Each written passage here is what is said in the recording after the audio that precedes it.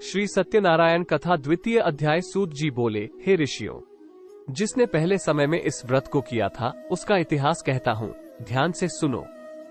सुंदर काशीपुरी नगरी में एक अत्यंत निर्धन ब्राह्मण रहता था। भूख प्यास से परेशान वह धरती पर घूमता रहता था।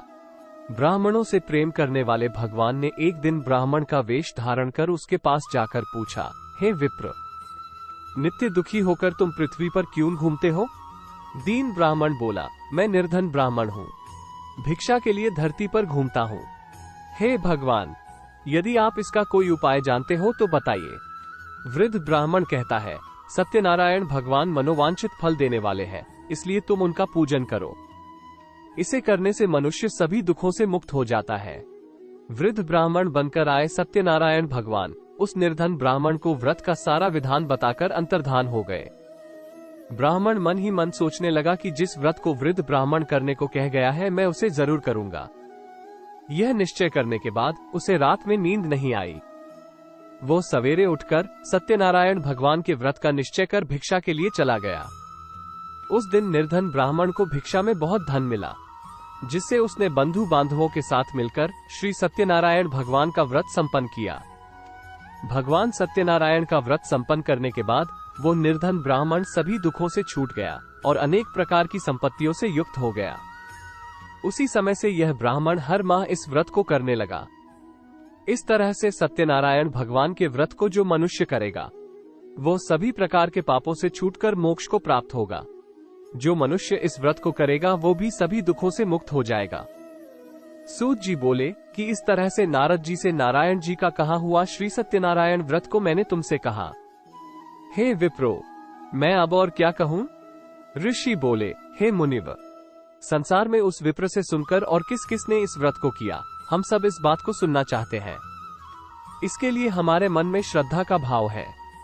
सूत जी बोले, हे मुनियों, जिसने इस व्रत को किया है वो सब सुनो। एक समय वही विप्र धन व ऐश्वर्य के अनुसार अपने बंधु बांधवों के साथ इस व्रत को करने को तैयार हुआ।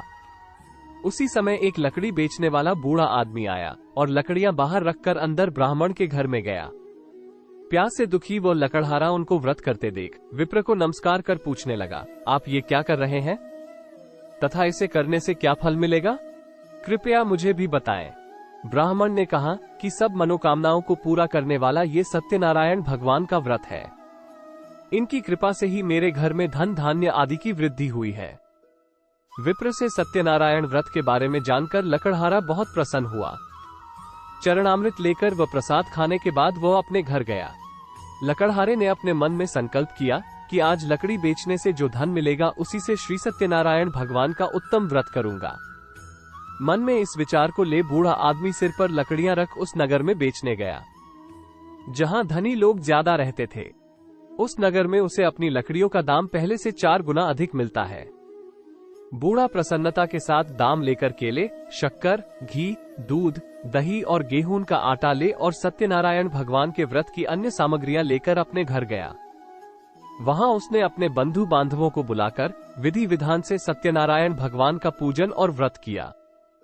इस व्रत के प्रभाव से वह बूढ़ा लकड़हारा धन पुत्र आदि से युक्त होकर संसार के समस्त सुख भोग अंतकाल में बैकुंठ धाम चला गया। इति श्री सत्यनारायण व्रत कथा का द्वितीय अध्याय संपूर्ण। श्रीमन नारायण नारायण नारायण।